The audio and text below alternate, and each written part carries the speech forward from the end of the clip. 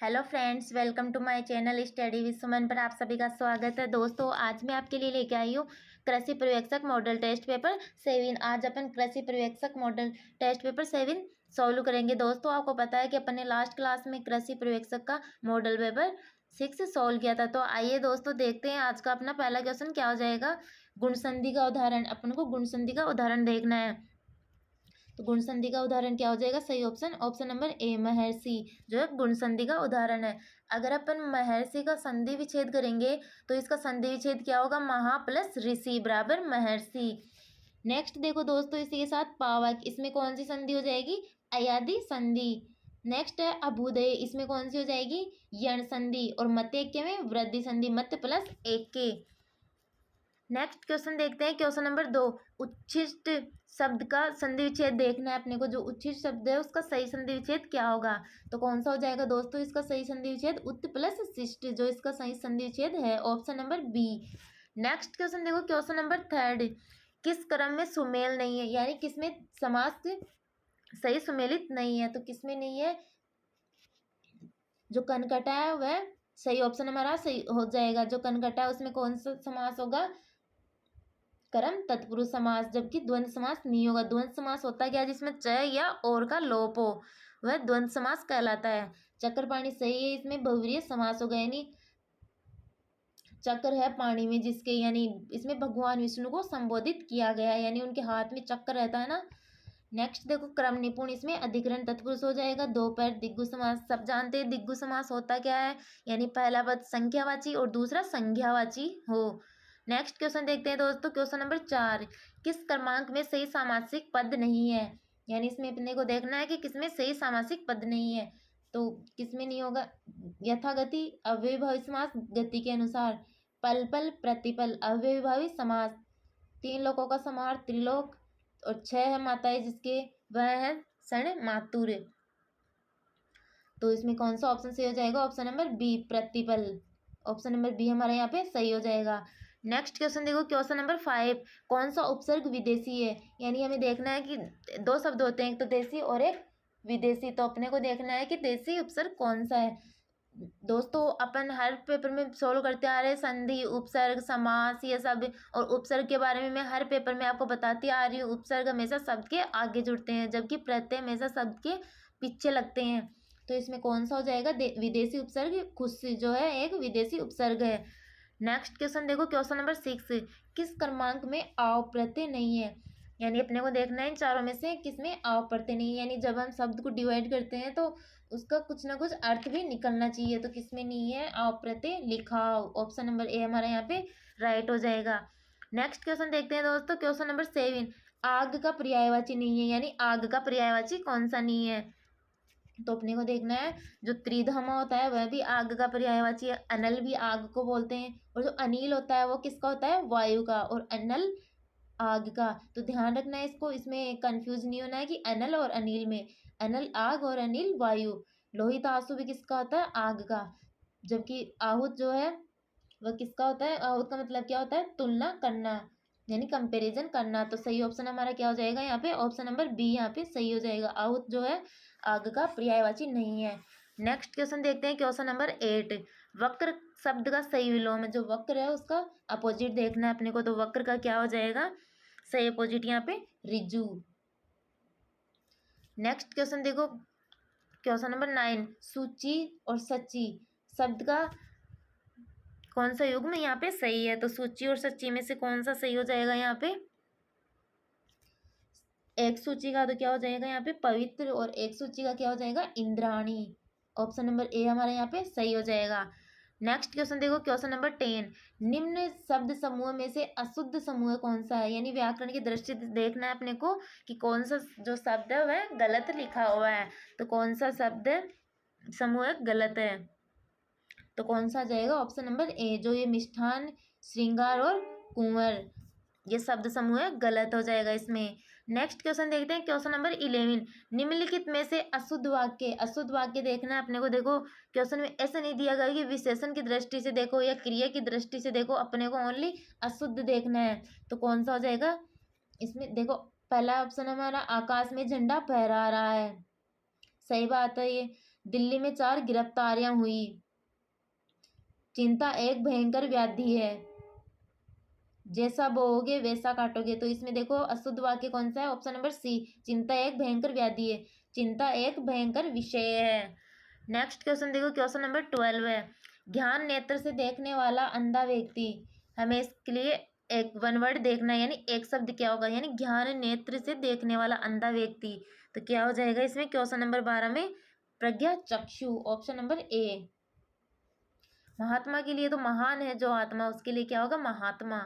Next question देखो, question number 13, भार मुक्त करने के लिए अंग्रेजी शब्द का समानार्थक परिभाषित, यानी भार मुक्त करना, इसको अपन इंग्लिश मीनिंग में क्या बोलते हैं? भार मुक्त करना को रिलाइव, ऑप्शन नंबर डी। जो रिलाइव है उसको हिंदी में क्या बोलेंगे? भार मुक्त करना। रिलैक्स का आपको पता ही है, आराम करना। रिप्लेस का जानते ही हो, पतन करना, और पतन करना या हटाना कुछ भी मान लो। और रिम्ब्रस इसका हो जाएगा प्रतिपूर्ति करना। नेक्स्ट क्वेश्चन देखो, क्वेश्चन नंबर 14, अधिक मांग कम आपूर्ति, इसके लिए उपयुक्त लोकोक्ति देखनी है अपने को। अधिक मांग आपूर्ति कम है, तो क्या हो जाएगा? एक अनार 100 बीमार, यानी मांग तो अधिक है लेकिन आपूर्ति कम है। ऑप्शन नंबर ए हमारे यहाँ पे सही हो जाएगा। नेक्स्ट क्वेश्चन देखो, क्वेश्चन नंबर 15, बहुत उद्यम मचाना के लिए उपयुक्त मुहावरा है, यानी बहुत उद्यम मचाना, इसके लिए मुहावरा क्या हो जाएगा? सिर पर उठा लेना। कहते हैं ना कि घर को सिर पे उठा लिया। नेक्स्ट क्वेश्चन देखो, क्वेश्चन नंबर 60, निम्न में से कौन सी पहाड़ियाँ राजस्थान में विंध्य पर्वत श्रेणियों का विस्तार है, यानी यहाँ से अपने राजस्थान जीके के क्वेश्चन स्टार्ट हो गए हैं। तो कौन सी पहाड़ियाँ हैं जो विंध्य पर्वत श्रेणियों का विस्तार है? तो कौन सी है? मुकुंदरा। जो मुकुंदरा की पहाड़ियाँ हैं वह, जो मुकुंदरा की पहाड़ियाँ हैं राजस्थान में, वह विंध्य पर्वत श्रेणियों का विस्तार है। ऑप्शन नंबर ए हमारे यहाँ पे सही हो जाएगा। जो ये विंध्य पर्वत है ना, ये पहाड़ियाँ हैं, वह कहाँ, यहाँ से है ना एक नदी निकलती है। तो वह नदी कौन सी है? नर्मदा नदी, जो विंध्यन पर्वत से निकलती है, नर्मदा नदी। नेक्स्ट क्वेश्चन देखो, क्वेश्चन नंबर 17, राजस्थान सरकार द्वारा पहली वन नीति का अनुमोदन कब किया गया, यानी राजस्थान सरकार द्वारा पहली वन नीति का अनुमोदन कब किया गया था? फरवरी 2010 में। ऑप्शन नंबर ए हमारा यहाँ पे सही हो जाएगा। नेक्स्ट क्वेश्चन देखो, 18, राजस्थान में नारायण सागर परियोजना किस नदी पर? जो नारायण सागर परियोजना चलाई गई थी वह किस नदी पर स्थित है? तो कौन सा ऑप्शन सही हो जाएगा इसमें? खारी नदी। जो खारी नदी है उस पर नारायण सागर बांध भी बनाया गया था। जो ये बांध है वह अजमेर में है, और जो नारायण सागर बांध है ना, एक खारी नदी पर बनाया गया था। तो इसको क्या बोलते हैं? अजमेर का समुद्र भी बोला जाता है। इस बांध को क्या बोलते हैं? अजमेर का समुद्र। ध्यान रखना है, ये अजमेर का समुद्र किसे कहा जाता है? नारायण सागर बांध को। जो नारायण सागर परियोजना अजमेर में खारी नदी पर बनाई गई थी। नेक्स्ट क्वेश्चन देखो, क्वेश्चन नंबर 19, इनमें से कौन सा अभ्यारण्य राजस्थान के धौलपुर जिले में स्थित नहीं है, यानी कौन सा अभ्यारण्य है जो धौलपुर जिले में उपस्थित नहीं है? तो कौन सा ऑप्शन सही हो जाएगा इसमें? Shergarh, option number C. Next question देखो, क्वेश्चन नंबर 20, राजस्थान में मरुस्थल का विस्तार किस दिशा में हो रहा है, यानी सर्वाधिक मरुस्थल किस दिशा में है? जब हम राजस्थान का मैप देखते हैं तो किस दिशा में सर्वाधिक मरुस्थल है? पश्चिम से पूर्व की दिशा में। नेक्स्ट क्वेश्चन देखो, 21, IGNP यानी इंदिरा गांधी नहर परियोजना है, उससे प्रथम बार पानी कब छोड़ा गया था? तो कब छोड़ा गया था इससे प्रथम बार पानी? अक्टूबर 1961 में। ऑप्शन नंबर ए। नेक्स्ट क्वेश्चन देखो, 22, दक्षिणी पूर्वी राजस्थान क्षेत्र में स्थानांतरित कृषि को किस नाम से जाना जाता है? जो स्थानांतरित कृषि होती है, झूमिंग कृषि, उसको अलग अलग क्षेत्रों में अलग अलग नाम से जाना जाता है। तो दक्षिणी पूर्वी राजस्थान में इसको किस नाम से जाना जाता है? वालरा के नाम से, और इसको झूमिंग कृषि भी कहा जाता है। नेक्स्ट क्वेश्चन देखो, क्वेश्चन नंबर 23, सिरोही, बांकला और गंधहा किस उद्योग के नाम है, यानी ये किस उद्योग के उपनाम है? तो किस उद्योग के उपनाम हो जाएंगे ये? जो जटपट्टी उद्योग है उसके उपनाम है ये। ऑप्शन नंबर सी हमारे यहाँ पे सही हो जाएगा। नेक्स्ट क्वेश्चन देखो, 24, मोकड़ी नामक आभूषण कहाँ पहना जाता है? जो आभूषण है ये मोकड़ी है, शरीर के कौन से अंग में पहना जाता है? तो कौन से अंग में पहना जाता है ये? कलाई में, जो हाथ की कलाई में पहना जाता है ये। नेक्स्ट क्वेश्चन देखो 25, दिलकुश महल किसने बनवाया था? जो दिलकुश महल है उसका निर्माण किसके द्वारा किया गया था? राजा करण सिंह के द्वारा इसका निर्माण किया गया था। नेक्स्ट क्वेश्चन देखो 26, संत पीपा का जन्म कहाँ हुआ था? जो संत पीपा है उनका जन्म गागरोन के किले में हुआ, गागरोन में हुआ था। नेक्स्ट क्वेश्चन देखो क्वेश्चन नंबर 27, निर्धन सभ्यता कहलाती है, यानी निर्धन सभ्यता किसे कहते हैं? तो कौन सी होती है निर्धन सभ्यता? कौन सी है निर्धन सभ्यता? जो कालीबंगा है उसको निर्धन सभ्यता का उपनाम दिया हुआ है। कहाँ पे है कालीबंगा सभ्यता? मैंने आपको पहले भी बताया कालीबंगा सभ्यता। तो ये कहाँ पे स्थित है कालीबंगा सभ्यता? राजस्थान के हनुमानगढ़ जिले में स्थित है। और पीलीबंगा कहाँ पे है? ये भी राजस्थान के हनुमानगढ़ जिले में स्थित है। आहड़, बेराट ये सब पुरानी सभ्यताएं है जहाँ से अपने को अनेक जानकारी मिलती है।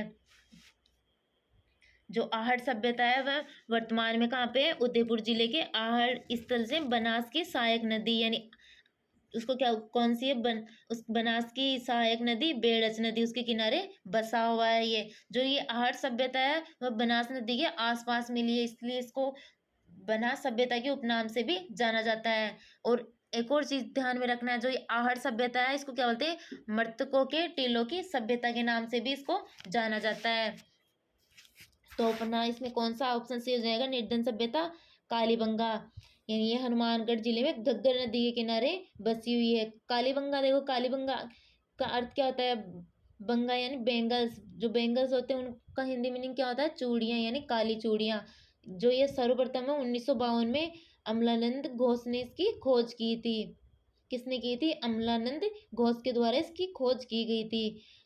जो ये कालीबंगा सभ्यता है यहाँ से जो अग्नि वेदिका है वह प्राप्त हुई थी। और यहाँ पे जो मकान है वह कच्ची ईंटों के वह अलंकृत ईंटों के बने हुए पाए गए हैं। और जो यहाँ पे रिसर्च करते हैं ना, तो यहाँ पे भूकंप से मिले हुए ऐसे टुकड़े वगैरह अवशेष वगैरह ये भी प्राप्त हुए हैं। सर्वप्रथम यहाँ पर जुते हुए खेत के साक्ष्य से मिले थे। ये ध्यान रखना है, क्वेश्चन पूछा जाता है कि सर्वप्रथम जुते हुए खेत के साक्ष्य कहाँ से मिले? तो कहाँ से मिले? कालीबंगा सभ्यता से। और जो यहाँ के लोग थे कालीबंगा सभ्यता के, वे ओनली 2 खेती करते थे, तो कई चना और सरसों, इन 2 फसलों को ही उगाया करते थे। नेक्स्ट क्वेश्चन देखते हैं अपन 28, धारी संस्कार राजस्थान की किस जाति में प्रचलित? जो धारी संस्कार है वह राजस्थान की किस जाति में प्रचलित है? तो किस जाति में प्रचलित है धारी संस्कार? सहरिया जाति, जो सहरिया जाति है उसमें प्रचलित है। किसमें? सहरिया जाति में। ऑप्शन नंबर सी अपना यहाँ पे सही हो जाएगा। नेक्स्ट क्वेश्चन देखो 29, कौन सी लोक देवी रामदेव जी की शिष्या मानी जाती है? यानी जो रामदेव जी है उनकी शिष्या किसको कहा जाता है? कौन सी है उनकी? तो कौन सा ऑप्शन सही हो जाएगा इसमें? ऑप्शन नंबर बी, जो आई माता है उनको रामदेव जी की शिष्या कहा जाता है। नेक्स्ट क्वेश्चन देखो 30, चांद, नीलगिरी, राव, रिडमल और मीरा मंगल आदि खेलों का संबंध किस खेल से है? यानी ये खेलों के नाम है, सॉरी खेल नहीं आएगा यहाँ पे, ख्याल आएगा। जो ख्याल होते हैं ना दिखाए जाते हैं, तो वह किस ख्यालों के उपनाम है? ख्याल आएगा यहाँ पे, खेल की जगह ख्याल कर लेना, ख्याल। तो किसके उपनाम हो जाएंगे ये? ऑप्शन नंबर ए, कुचामनी उपख्याल के। नेक्स्ट क्वेश्चन देखो 31, निष्कलंकी या निष्कलंक संप्रदाय के प्रवर्तक किसे माना जाता है? यानी जो संप्रदाय है निष्कलंकी उसका प्रवर्तक कौन है? तो संत माऊजी। ऑप्शन नंबर डी हमारा यहाँ पे सही हो जाएगा।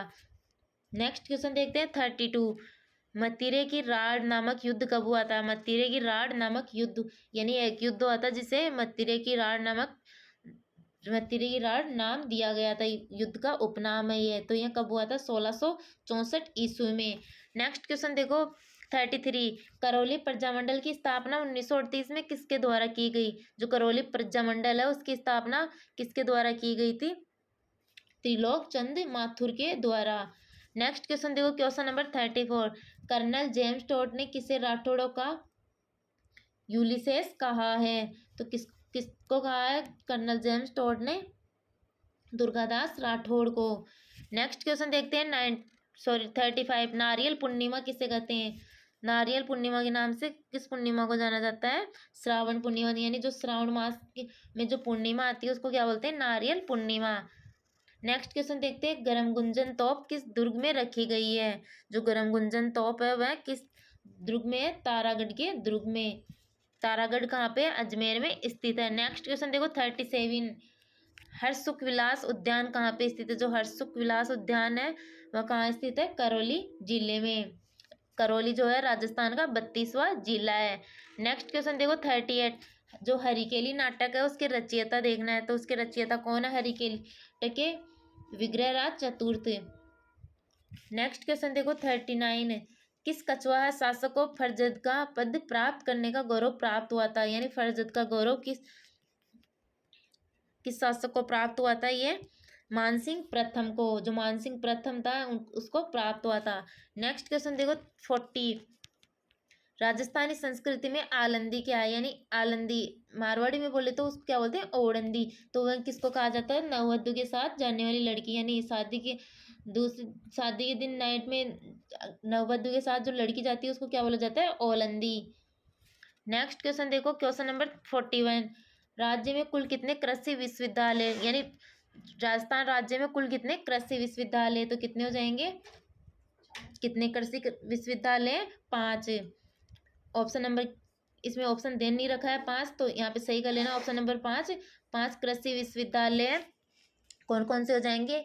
एक तो जोबनेर कृषि विश्वविद्यालय जो कि जोबनेर में स्थित है, श्री करण नरेंद्र विश्वविद्यालय। एक बीकानेर में स्थित है, एक जोधपुर में स्थित है, एक उदयपुर में स्थित है। नेक्स्ट क्वेश्चन देखो 42, सॉरी एक कोटा में स्थित है। 5 हो गए, जोधपुर, बीकानेर, कोटा, उदयपुर और जोबनेर यानी जयपुर में। नेक्स्ट क्वेश्चन देखते हैं अपन 42, राज्य में सर्दियों में होने वाली वर्षा जिसे मावट कहा जाता है। देखो इस क्वेश्चन में 2 क्वेश्चन बन रहे हैं। एक तो सर्दियों में होने वाली वर्षा को किस नाम से जाना जाता है? मावट के नाम से।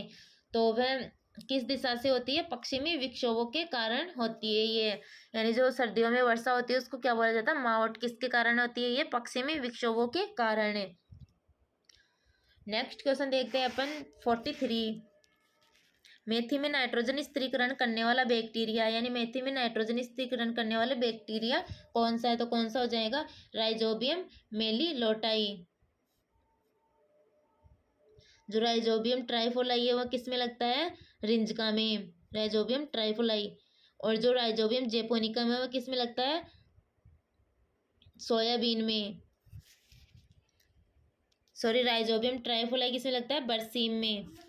नेक्स्ट क्वेश्चन देखो अपन 44, अम्लीय मृदा को क्या डालकर सुधारा जाता है। जो अम्लीय मृदा होती है उसको क्या डालकर सुधारा जाता है? तो अम्लीय मृदाओं को चूना डालकर सुधारा जाता है, जबकि जो सारी मृदाएं होती हैं उनको जिप्सम डालकर सुधारा जाता है। नेक्स्ट क्वेश्चन देखो 45, जैविक मृदा में जैविक पदार्थ की मात्रा होनी चाहिए। यानी जो जैविक मृदा होती है उसमें जैविक पदार्थ की मात्रा कितना % होना जरूरी है? कितना होगी? 20%। ऑप्शन नंबर डी हमारे यहाँ पे सही हो जाएगा। नेक्स्ट क्वेश्चन देखो 46, निम्नलिखित में से कौन सा तत्व तिलहनी फसलों के लिए महत्वपूर्ण है। यानी तिलहनी फसलों के में तेल के उत्पादन के लिए कौन सा तत्व महत्वपूर्ण होता है? सल्फर है। जो सल्फर है वह तिलहनी फसलों में तेल के उत्पादन के लिए अधिक महत्वपूर्ण होता है। नेक्स्ट क्वेश्चन देखो क्वेश्चन नंबर 47, पादपों को कितने आवश्यक पोषक तत्वों की आवश्यकता होती है। यानी पादपों के लिए कितने आवश्यक पोषक तत्वों की आवश्यकता होती है? तो कितने होती है? जो 17 पोषक तत्व है उनको पादपों की आवश्यकता होती है। आवश्यक पोषक तत्वों की खोज किसके द्वारा की गई थी? ऑर्नोन व स्ट्राउट के द्वारा। नेक्स्ट क्वेश्चन देखो 48, अमोनियम सल्फेट में सल्फर की मात्रा देखनी है। यानी जो अमोनियम सल्फेट होता है उसमें सल्फर की मात्रा, तो अमोनियम सल्फेट में सल्फर की मात्रा कितनी हो जाएगी? 24%। Option number D. Next question देखो 49, इनमें से कौन सा तत्व कोशिका भित्ति रचना के लिए आवश्यक होता है। यानी जो सेल वॉल होती है उसके निर्माण के लिए कौन सा तत्व आवश्यक होता है? यानी किससे मिलकर बनी होती है? तो कौन सा ऑप्शन सही हो जाएगा इसमें? कैल्शियम। यानी जो सेल वॉल होती है कोशिका भित्ति उसका बाहरी आवरण कैल्शियम से बना होता है। नेक्स्ट क्वेश्चन देखो क्वेश्चन नंबर 50, खेत में जल उपयोग क्षमता की गणना किस सूत्र के द्वारा की जाती है। यानी अपन खेत में जब जल उपयोग क्षमता का निर्धारण करते हैं तो उसकी गणना किस सूत्र से की जाती है? कौन सा सही हो जाएगा? ऑप्शन नंबर ए, आर्थिक उपज अपॉन जल उपयोग। यानी आर्थिक उपज और जल उपयोग से के द्वारा उसकी गणना की जाती है। आर्थिक उपज अपॉन जल उपयोग बराबर खेत में कुल जल उपयोग क्षमता। नेक्स्ट क्वेश्चन देखो 51। निम्नलिखित में से कौन सी फसल प्राय परपरागित है, यानी क्रॉस पॉलिनेटेड क्रॉप देखनी है अपने को। तो क्रॉस पॉलिनेटेड कौन सी हो जाएगी इसमें? जवार, कपास और अरहर तीनों क्या है? क्रॉस पॉलिनेटेड परपरागित फसलें हैं। तो ऑप्शन नंबर डी हमारा यहाँ पे सही हो जाएगा, उपयुक्त सभी। नेक्स्ट क्वेश्चन देखो 52।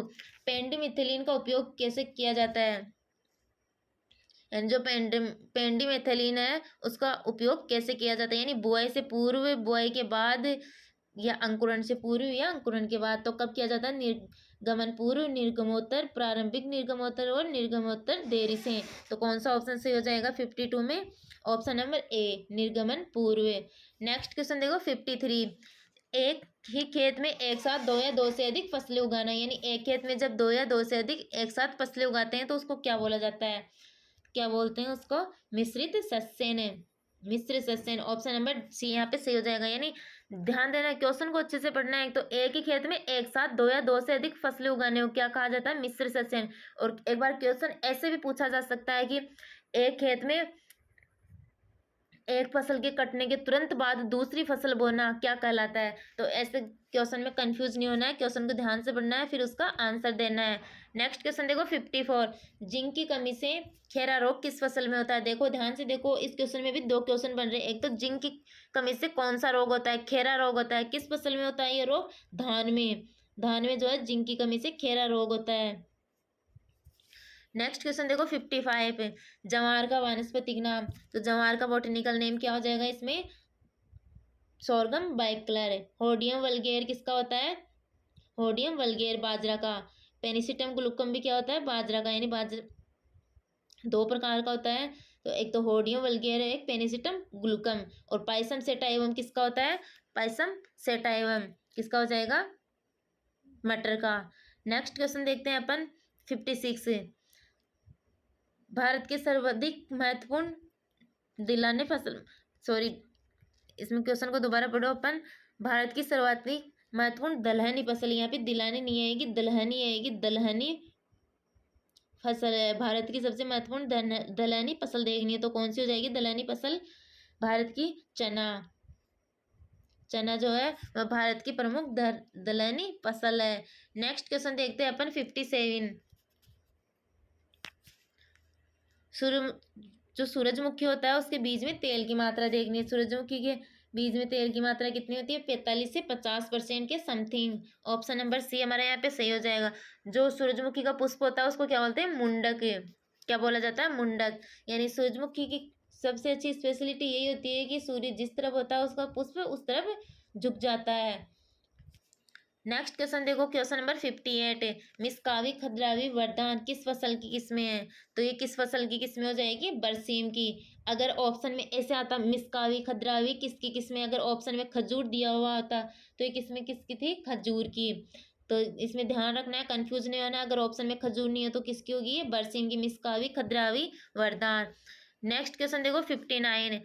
भारत में कपास की एक गांठ का वजन, जो कपास की एक गांठ होती है उसका वजन कितना होता है? कितना होता है? 160 किलोग्राम। कपास में लगने वाला भयंकर कीड़ा कौन सा होता है? गुलाबी सुंडी, जो कि कपास की फसल को अत्यधिक नुकसान पहुंचाता है, तो ये ध्यान में रखना है। नेक्स्ट क्वेश्चन है 60। मेथी का सर्वाधिक उत्पादन किस प्रदेश में होता है? मेथी है उसका सर्वाधिक उत्पादन किस प्रदेश में होता है? कहाँ उगाई जाती है मेथी सर्वाधिक? राजस्थान राज्य में। Option number B. Next question देखो, क्वेश्चन नंबर 61। फल एवं सब्जी परिरक्षण के जनक, जो फल एवं सब्जियों का परिरक्षण किया जाता है तो फल एवं सब्जी परिरक्षण के जनक कौन है? Nicolas Appert. Doctor BP Pal कौन है? गुलाब के प्रजनन करता doctor BP Pal. MS Randhawa कोई नहीं, तो कौन सा हो जाएगा? Option number B, Nicolas Appert.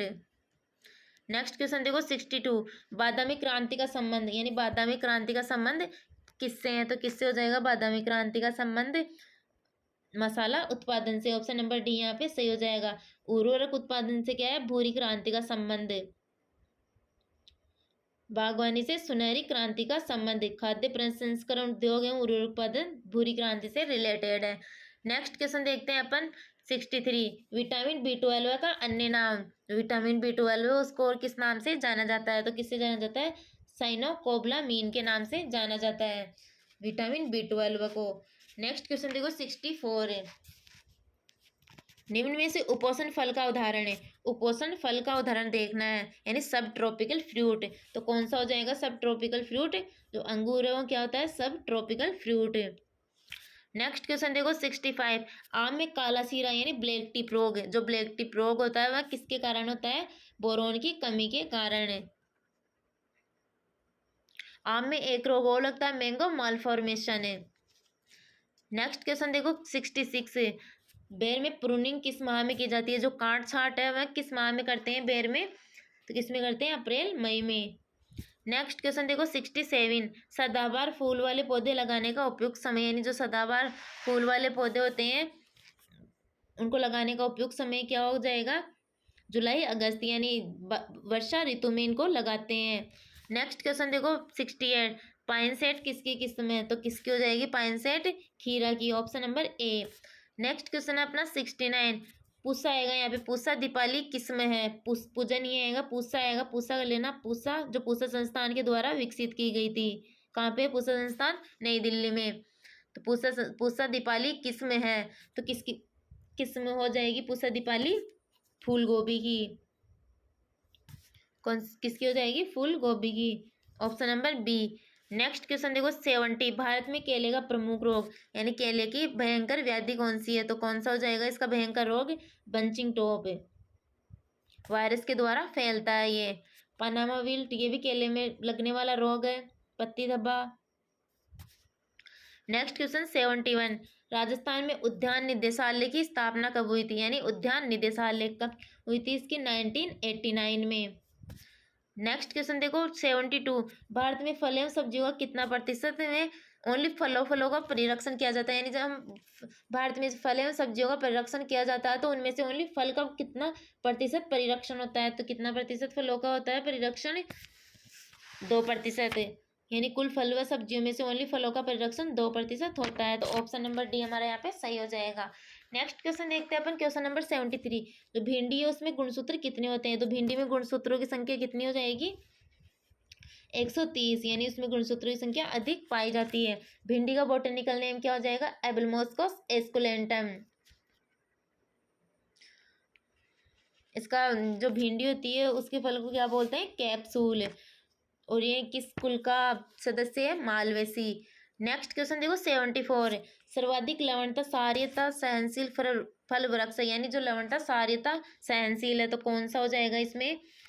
जो खजूर है सर्वाधिक लवणता सार्यता वसल है, यानी इसको अधिक पानी की भी आवश्यकता नहीं होती है, लवणीय मिट्टी में भी आसानी से उगाया जा सकता है। नेक्स्ट क्वेश्चन देखो 75, पाइनएप्पल किसकी किस्म है? देखो दोस्तों यहाँ पे गलती नहीं करनी है, पाइनएप्पल मीन्स अनानास होता है, तो ये मत सोचना है कि जो पाइनएप्पल है वह अनानास की किस्म होती है। तो हमें यहाँ पे ध्यान रखना है जो पाइनएप्पल है वह किसकी किस्म है, इसको ध्यान से देख लो, याद ही कर लो। पाइनएप्पल किसकी किस्म है? यहाँ पे माल्टा की, ऑप्शन नंबर ए यहाँ पे सही हो जाएगा।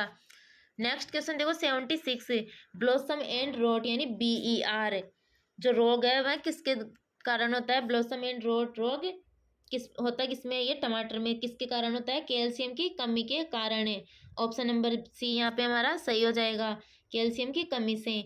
नेक्स्ट क्वेश्चन देखते हैं 77, नॉन क्लाइमेट्रिक सब्जी यानी जिनको तोड़ने के पश्चात उनकी श्वसन दर समाप्त हो जाती है, यानी पकाए नहीं जा सकते हैं तोड़ने के पश्चात।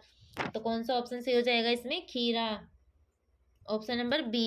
नेक्स्ट क्वेश्चन देखते हैं 78, फलों की प्रकृति होती है, जो फलों की प्रकृति है वह कैसी होती है? फलों की प्रकृति अम्लीय है, जबकि सब्जियों की कैसी होती है? सारी है। नेक्स्ट क्वेश्चन देखते हैं 79, गुलाब के लिए मुख्यतः कौन सा मूलवृंत काम में लेते हैं? यानी जो मूलवृंत काम में लेते हैं तो गुलाब के लिए कौन सा लेते हैं? Rosa indica, option number C. Next question देखो क्वेश्चन नंबर 80, तुलसी का कुल है, तुलसी का कुल क्या हो जाएगा यहाँ पे? लेबी 80, option number D. Next question देखो question number 81, city of goat यानी सिटी गोट के नाम से बकरी की किस नस्ल को जाना जाता है? ये मैंने एनिमल हस्बेंड्री पढ़ाई थी तब बताया था, बकरी से रिलेटेड मैंने बहुत बातें बताई थी। तो सिटी गोट के नाम से बकरी की किस नस्ल को जाना जाता है?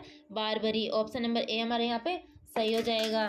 नेक्स्ट क्वेश्चन देखते हैं अपन 82, जो परजीवियों का म्यूजियम किसे कहा जाता है? ये मैंने भेड़ की नस्लें आपको पढ़ाई थी, तब मैंने अच्छे से बताया था कि इसको ध्यान में रखना है।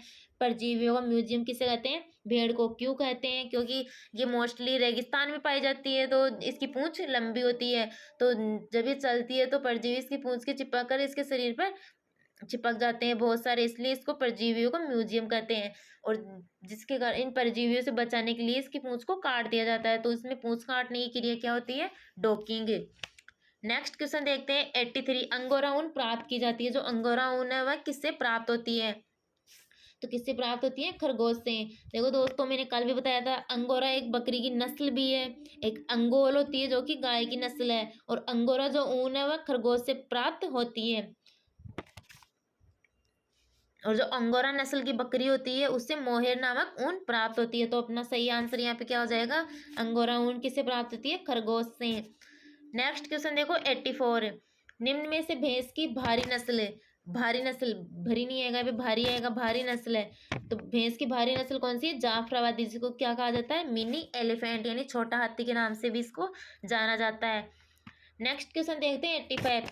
सेना के जवानों द्वारा ऊंट, कौन से ऊंट काम में लिए जाते हैं? यानी जो सेना के जवानों द्वारा ऊंट काम में लिए जाते हैं, तो कौन सी नस्ल काम में ली जाती है? जैसलमेरी। ऑप्शन नंबर बी, जो जैसलमेरी नस्ल के ऊंट है वह हष्ट-पुष्ट होते हैं, जो कि सेना के जवानों द्वारा काम में लिए जाते हैं। नेक्स्ट क्वेश्चन देखो 86। दलदली भैंस में गुणसूत्रों की संख्या। जो दलदली भैंस होती है वाटर बफेलो, उसमें गुणसूत्र कितने होते हैं? तो कितने हो जाएंगे? 50। ऑप्शन नंबर सी हमारे यहाँ पे सही हो जाएगा। नेक्स्ट क्वेश्चन देखो अपन 87। राष्ट्रीय डेयरी विकास बोर्ड, जो राष्ट्रीय डेयरी विकास बोर्ड है एनडीआरआई, वह कब बना था? तो कब बना था ये? Sorry, NDRI, NDDB, national dairy development board. तो कब बना था ये एनडीडीबी? कब की गई थी एनडीडीबी की स्थापना? ऑप्शन नंबर डी हमारे यहाँ पे सही हो जाएगा। 1965 में। कहाँ की गई थी? आनंद, गुजरात में। ध्यान रखना है ये एनडीडीबी, एनडीआरआई, ये अक्सर एग्जाम में बार बार पूछे जाते हैं, तो इनमें कंफ्यूज नहीं होना है। NDRI national dairy research institute, Karnal Haryana, और NDDB national dairy development board, Anand, Gujarat. Next question देखो 88। गर्बर मशीन को कितने समय के लिए चलाया जाता है? जो गर्बर मशीन है उसको कितने समय के लिए चलाते हैं? 5 मिनट के लिए। ऑप्शन नंबर बी हमारे यहाँ पे सही हो जाएगा। नेक्स्ट क्वेश्चन है 89। सिकल टाइप सिंग, जो सिंग सींग आया, सींग आएगा यहाँ पे, सींग। सींग, जो सिक्कल टाइप सींग होते हैं वह भैंस की किस नस्ल की प्रमुख पहचान है? सींग किस नस्ल की पहचान है? ये सिक्कल टाइप सींग। कौन सा ऑप्शन सही हो जाएगा इसमें? ऑप्शन नंबर बी, जो सूरती नस्ल की भैंस होती है उसमें सिक्कल टाइप सींग पाए जाते हैं। नेक्स्ट क्वेश्चन है 90। वोलाइज भैंस की किस नस्ल की प्रमुख विशेषता, यानी वोलाइज? नीली रावी, मैंने बताया था आपको नीली रावी इसकी प्रमुख विशेषता क्या है? वोलाइज इसमें पाई जाती है, यानी इसकी आंखें जो है वह सफेद रंग की होती है। नेक्स्ट क्वेश्चन देखो 91। दूध का अपेक्षित घनत्व दूध निकालने के कितने घंटे बाद ज्ञात करना चाहिए? यानी कितनी देर बाद ज्ञात करते हैं अपन दूध का अपेक्षित घनत्व? कौन सा ऑप्शन सही हो जाएगा इसमें? ऑप्शन नंबर बी, 1 घंटे बाद, यानी दूध निकालने के 1 घंटे के बाद अपन इसका अपेक्षित घनत्व ज्ञात करते हैं। Next question 92। दूध में विकसित अम्लता होती है, यानी दूध में अम्लता कितना प्रतिशत पाई जाती है? कितनी होती है? 0.32% अम्लता पाई जाती है। नेक्स्ट क्वेश्चन देखो 93। बकरी की पीठ पर झोल पाया जाता है, यानी जो हल्का सा झुकाव होता है वह बकरी की किस नस्ल में पाया जाता है? तो किसमें होता है?